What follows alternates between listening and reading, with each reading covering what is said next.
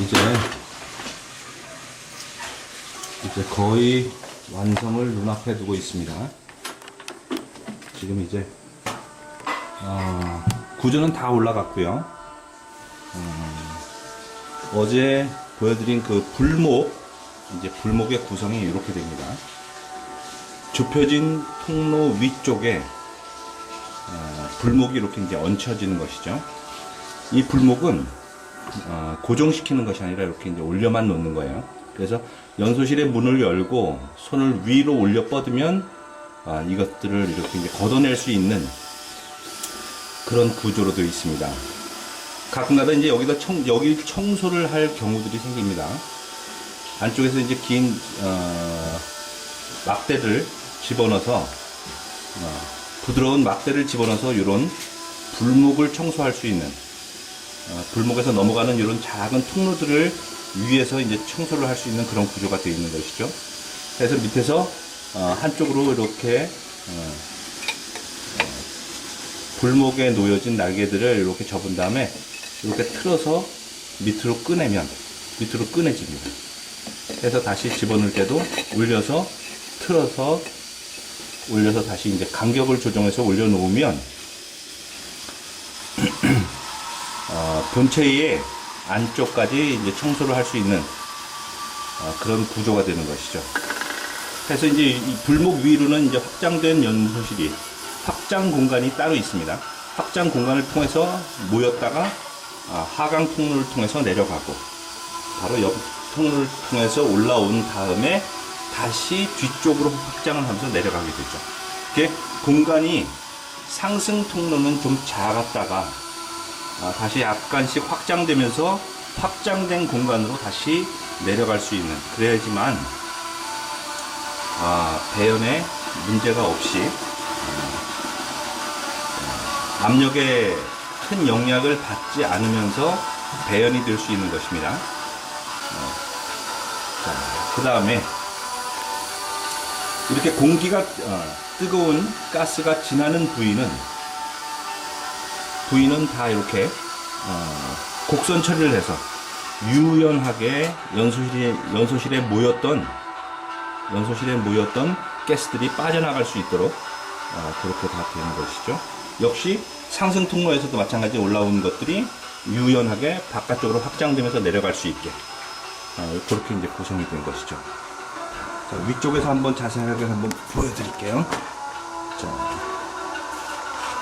지금 구조물이 쌓아 올려져 갖고도 이런 수평 상태가 맨 위에 단계가 수평 상태가 유지가 돼야 됩니다. 특히나 이렇게 이제 루프 구조 같이 연소실과 같은 압력이 센 곳에 상단부를 막는 작업을 하기 바로 직전의 수평은 굉장히 중요합니다. 그러한 것들을 다 맞춰서 이제 구조를 쌓아 주셔야 돼요. 그리고 나서 또 한 가지, 이건 팁입니다. 저희가 작업을 하다 보니까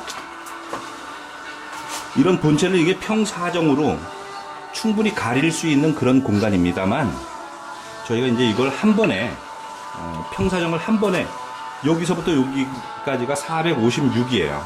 그럼 평사정으로 한 번에 덮으면 충분히 덮을 공간인데 일부러 평사정을 조금 짧게 해서 이렇게 덮습니다.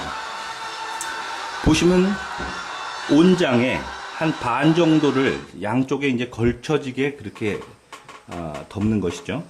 그리고 나서 거기서 잘라낸 것을 다시 반으로 켜서 양쪽에다 한 번 더 막아주는, 이게 일종의 안전장치입니다.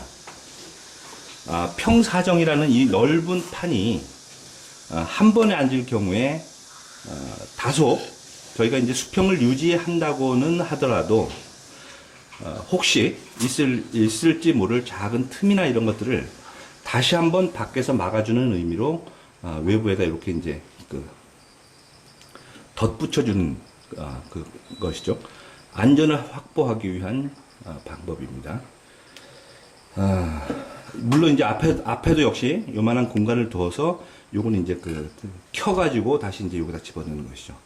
이래서 천정 구조가 루프 구조가 다 이제 완성이 되면 위쪽에는 하중을 더 실어 주어 가지고 구조가 안정되게 하중으로 다시 한번 눌러준 다음에 그 위쪽에는 이제 플로팅 구조가 들어가서 또 그 상하 신축에 대비를 해 주는 것입니다. 이렇게 되면 구조가 완성이 되는 겁니다.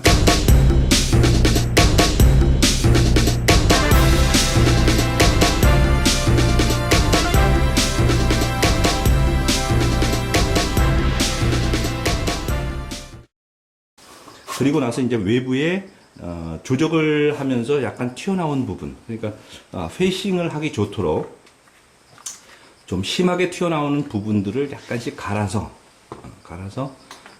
그 면을 맞춰주는 작업을 하면 일단 코어 작업은 마치게 됩니다. 이 코어는 그대로 이제 유지를 하면서 한 열흘 정도를 말려요. 아무래도 이제 이 본드를 사용하고 몰타를 사용해서 이렇게 그 조적을 다 해놓으면 겉 표면은 금방 마릅니다. 이렇게 이제 그 노출된 부분들은 굉장히 빨리 말라요. 조적을 해놓고 한 하루만이면 그 다음날 이렇게 만져보면 뭐 돌덩이처럼 이렇게 딱딱하게 굳지만 이 안쪽에 그 면과 면이 접한 안쪽 부분이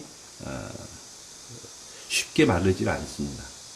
그래서 한 열흘 정도 이렇게 이제 날씨가 좋을 때는 한 열흘 정도 말렸다가 이제 테스트를 한번 해보는 거죠. 테스트를 이제 몇 번 해보고 정상적인 가동 상태까지 가동을 시킨 다음에 충분히 다른 어떤 가스의 누출이나 다른 곳에 하자가 있는가를 확인한 다음에 페이싱 작업을 해야 합니다. 물론 아주 간혹 이렇게 건조 상태에서 건조하는 과정 중에서도 크랙이 갈 수가 있습니다. 왜냐하면 그 본드의 물기나 점도 이러한 것들을 아주 일정하게 처음부터 첫날부터 마지막 날까지 다 똑같이 맞춰서 사용할 수가 없어요. 하다 보면 조금 묽어지는 부분도 있고 약간 된 부분도 있는데 약간 된 부분에서는 그런 현상이 발생하지는 않습니다. 대부분 보면 묽은 본드를 썼을 때 그런 경우들이 많이 생겨요. 왜냐하면 묵다 보니까 이게 눌러서 본드를 빼는 과정에서 그 높이를 일정하게 맞출 수 없는 그런 것 때문에 또 그렇고, 수평이 정확히 나와야 되는데 그 중간중간에 공간 때문에 그런 크래킹 현상들이 생길 수 있습니다. 해서 될 수 있으면 약간 그 본드를 되게 쓰는 것이 좀 힘들어요. 아무래도 이제 흔들어서 그것을 본드의 잉여 부분들을 빼내는 과정이 힘이 들고 좀 이렇게 지치는 작업입니다. 그 지치는 작업을 좀 참아내시면서 작업을 해야 합니다.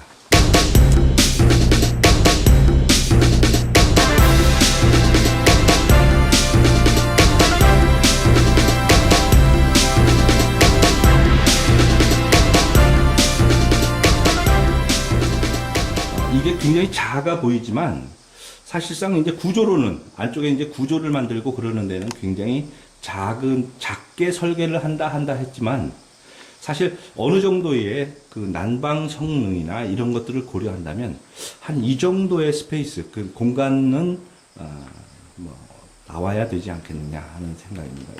지금 이 모델은 사실 옆면으로 좀 벌려놓고 위에 높이를 작게 만든 그런 경우입니다. 이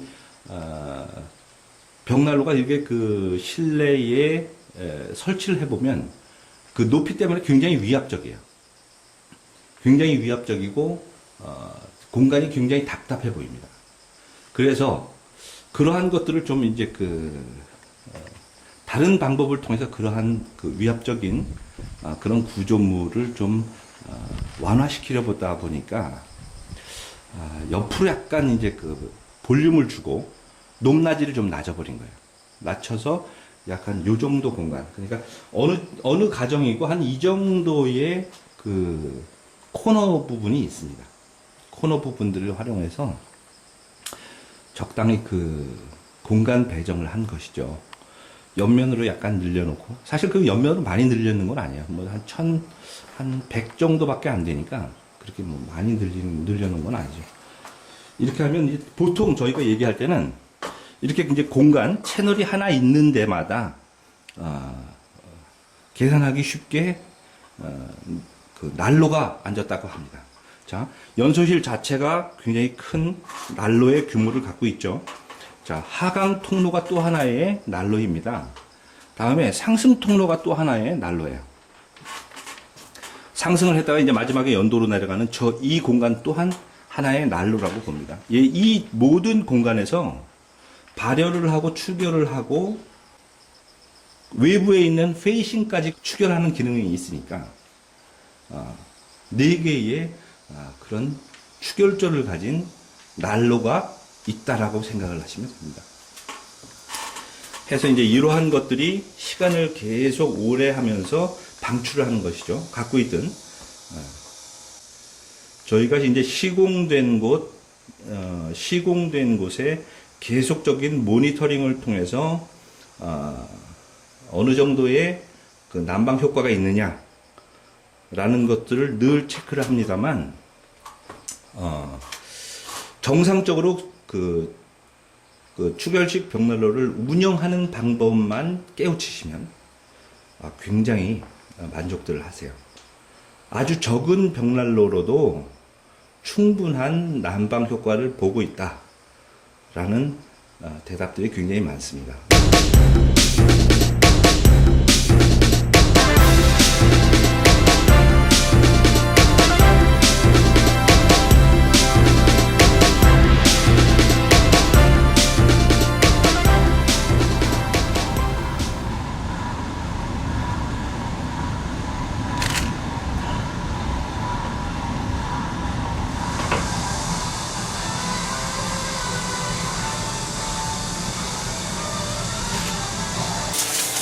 자, 이제 드디어 뚜껑을 다 덮고 마무리를 졌습니다. 총 16단, 공기 흡입구로부터 17단 정도로 아주 작은 추결식 벽난로를 한 개를 완성했습니다.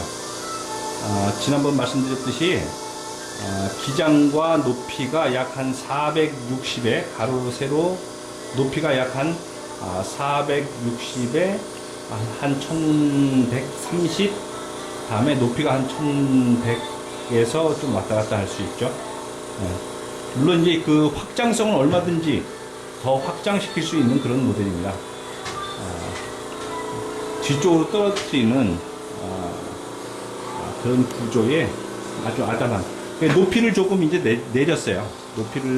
높이가 너무 위압적인 그런 이제 큰 메스, 큰 덩치를 가진 그런 것들하고는 조금 다르죠. 전체의 높이를 많이 줄인 그런 모델입니다. 지금 이제 옆면, 앞면, 그러니까 발열면이죠. 난방 공간, 그러니까 거실의 안쪽으로 발열시키는 그런 부위를 이렇게 좀 확장을 시켜놓은 그런 구조입니다. 자, 재점검구가 2곳에 있고요. 재점검구가 2곳에 있고, 앞쪽에 연소실이 이렇게 앉아있는 아주 간단한 구조의 작은 벽난로입니다. 자, 이렇게 해서 위쪽은 사람의 한 가슴 정도 오는 그런 높이 있고요. 이제 페이싱을 하면 요거보다 조금 더 높아지겠죠. 사람 한 160 정도 될까요?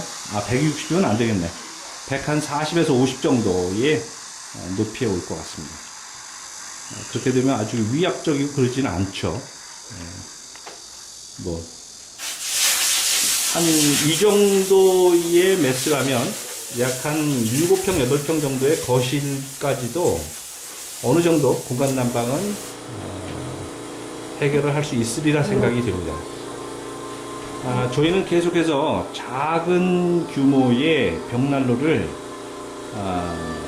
공개를 할 예정입니다. 공개를 하면서 이제 난방 환경이 상당히 다양하기 때문에 이런 난방 환경을 고려해서 작은 벽난로들을 개발해서 보급하는 또 정보를 공개하는 그러한 일들을 계속할 것이라는 생각입니다. 자, 기대해 주시고 응원해 주셔야 합니다. 감사합니다.